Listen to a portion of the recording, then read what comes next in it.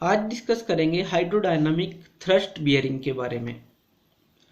हम जानते हैं हाइड्रोडायनामिक बियरिंग क्या होता है, जो सेल्फ जनरेट करता है प्रेशर को ताकि एक लुब्रिकेंट की फिल्म दो सरफेसेस के बीच में बन सके, उसको हम हाइड्रोडायनामिक बियरिंग बोलते हैं।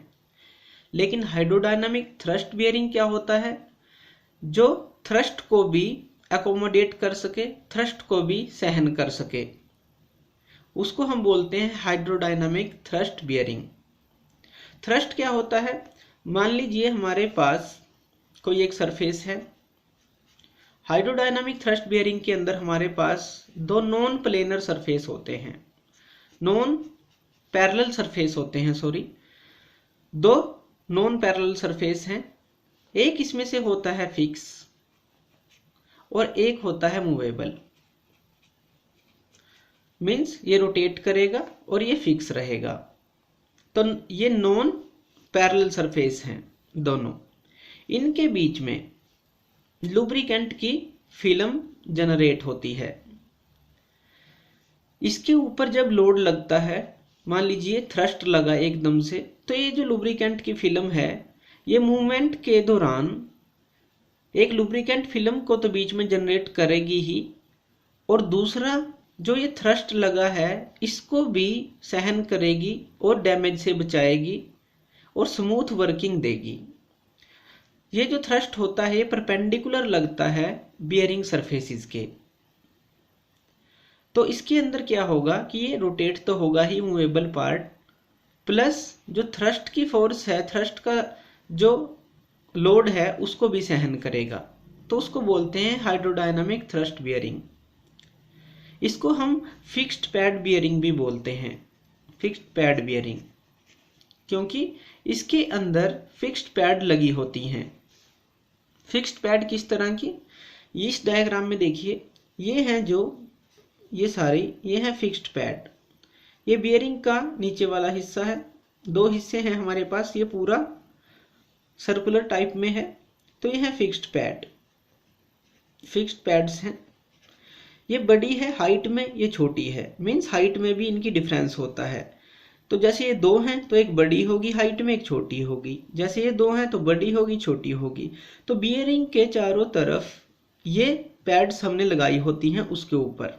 मान लीजिए इस तरह से गोल है जो बियरिंग का सरफेस है, तो ये पैड्स हमारी इसके चारों तरफ अकॉर्डिंग टू रिक्वायरमेंट और अकॉर्डिंग टू थ्रस्ट लगाई होती हैं। अब ये पैड्स काम क्या करती हैं, ये पैड्स काम करती हैं लुब्रिकेशन फिल्म को जनरेट करने का, बीच में मेंटेन करने का। ये है रोटेट करने वाला पार्ट बियरिंग का, और यहां से लगेगा थ्रस्ट, या फिर आप कह सकते हैं कि लोड भी एक्ट करेगा और ये रोटेट भी करेगा। जब हम इन दोनों को कंबाइन कर देते हैं, जैसे इसके बीच में यहाँ पे जगह होती है, अगर इसका हम देखें, यहाँ पे जगह होती है, जो इसकी पिन है वो इसके अंदर फिट हो जाएगी और हम इसको रोटेट कर देंगे। तो जब ये पार्ट, मान लीजिए ये नीचे वाला हिस्सा है और ये ऊपर वाला हमने फिट कर दिया और हमने इसको दी रोटेशन। जब ये रोटेट होगा, अगर हम इसके बीच में सिंपल कोई लोड नहीं हम लगा रहे, अगर हम डायरेक्टली इसको फिट करके इसको रोटेट करते हैं, तो ये पैड्स क्या करेंगी, जैसे ही ये रोटेट होगा तो इसकी स्पीड जैसे ही हम बढ़ाएंगे तो यहाँ से एयर को वो ड्रान कर लेगा। अगर हम कोई लुब्रिकेंट नहीं यूज कर रहे तो ये खुद ही एयर को यूज करेगा एज ए लुब्रिकेंट। जैसे ही एयर इसके अंदर एंटर करेगी तो ये पैड्स इसको सेपरेट कर देगी, ऊपर वाले पार्ट को नीचे वाले पार्ट से, जिससे क्या होगा, दोनों के बीच में एक एयर लुब्रिकेशन प्रोवाइड हो जाएगा और ये दोनों को अलग कर देगा और ये रोटेशन करना स्टार्ट कर देगा और ये काफी देर तक रोटेट करता रहेगा, एक बार फोर्स अप्लाई करने के बाद, रोटेशन देने के बाद।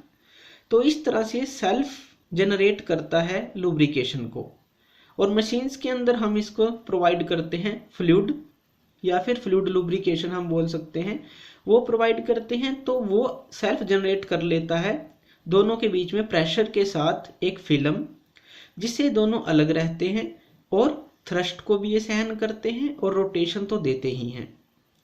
तो इस तरह से हाइड्रोडायनामिक थ्रस्ट बियरिंग काम करता है। तो ये था hydrodynamic thrust bearing. Thank you ये वीडियो देखने के लिए, और ज़्यादा अपडेटेड वीडियोस के लिए आप मेरे चैनल लर्न एंड ग्रो पे मुझे सब्सक्राइब कर सकते हैं। Thank you.